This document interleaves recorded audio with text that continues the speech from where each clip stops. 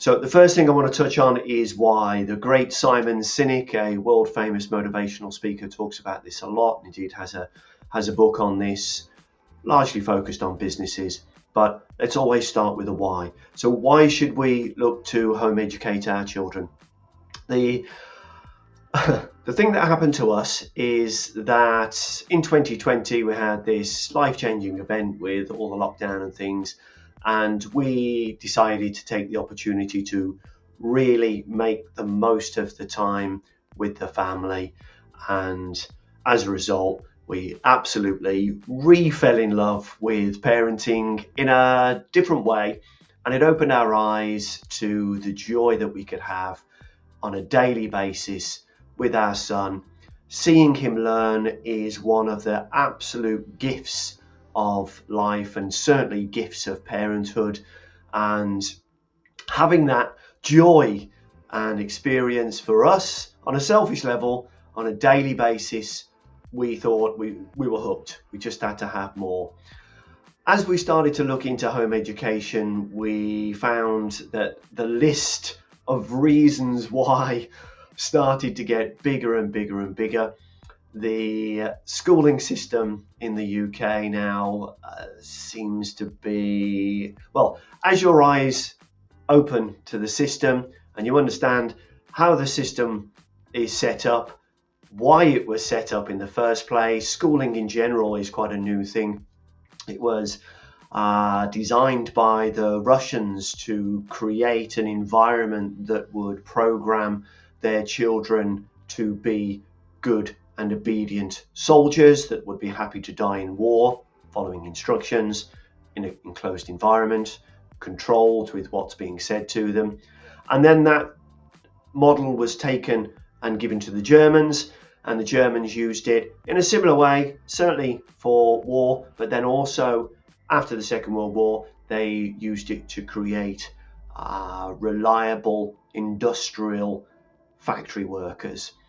Now we're in an age where not many people work in factories because they are so highly automated. I know this because I run a recruitment agency that supplies people to manufacturing industry, and most of the engineers that I supply are people that are fixing the manufacturing machines, not really operating them, because there's not many people there because it's all automated machines and robots. So if we're training our children to be great factory workers and we don't need factory workers, that is a pointless exercise. So then you start to look into education system, and for us, the more you look into it, the more you can see what they don't teach. And that's a good way to look at it, actually, is right, what skills do the children need to be really successful adults, because that's what childhood is. It's a time for them to understand who they are as a person, what they love, what really excites them. And then as we're adults, we're like, right, okay, so now we understand what really excites us because we've had that chance to explore that as children. Now, how can I help humanity with that joy and excitement that I find from whatever passion it may be, whether that's playing the violin or starting a business, it doesn't matter. So childhood is find your excitement and learn the basic rules of life and community. So we have an educating system which teaches history. A lot of that, it seems now, certainly with new science, isn't correct. So they're still teaching the wrong things, but also they've never been teaching the right things. An example of that would be leadership, presentation, responsibility, negotiation, because everything in life is a negotiation. Law, Latin. Why did they stop teaching Latin when all law is in Latin? And then they stopped teaching Latin, or certainly law is in dog Latin anyway. So they stopped teaching all of these really important things, but also they've never taught financial management. And I really mean financial management, not understand numbers and maths, but real financial management. Understand how to invest. What is investing? What different types of investing are there?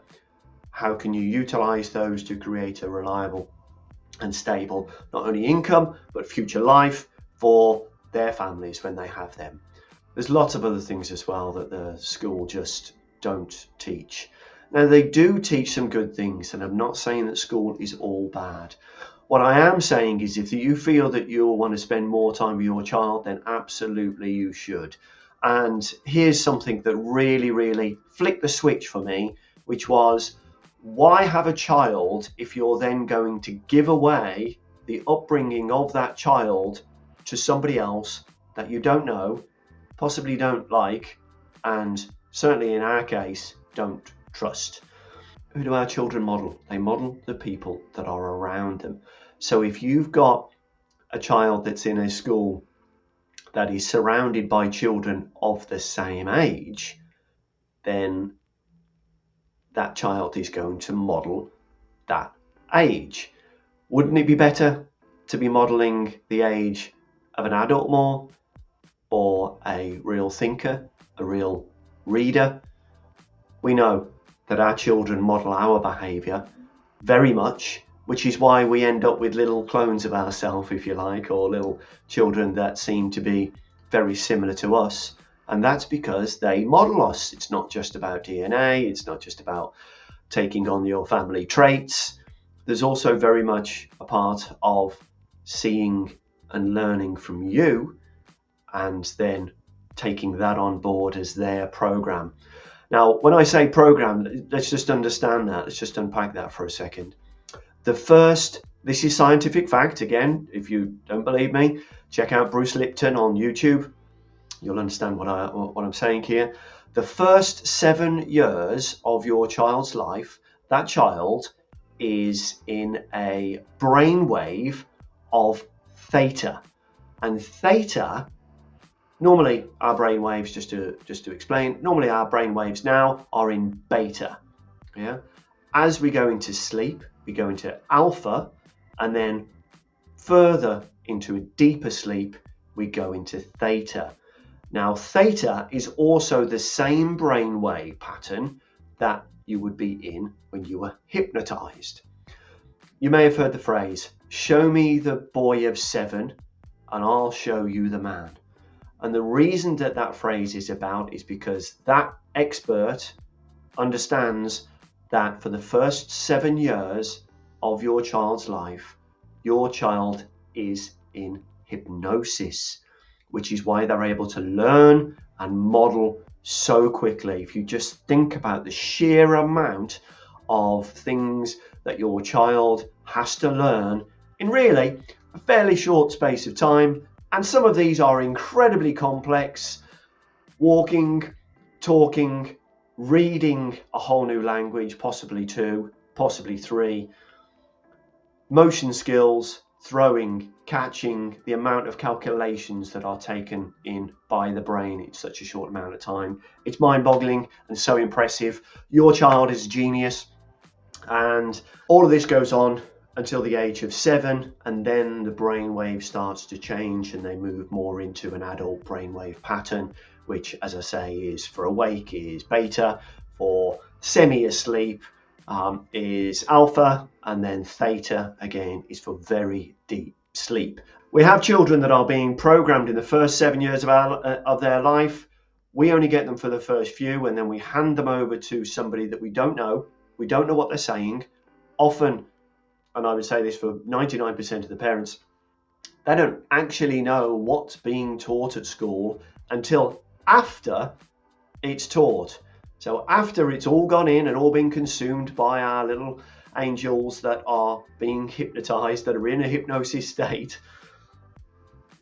it's shocking, and it's so incredibly dangerous for our children. And what are we seeing now? We're seeing a massive epidemic of boys that are pretty weak in their minds, girls that are very confused in their minds and think that a good, stable family environment, for instance, is a bad one.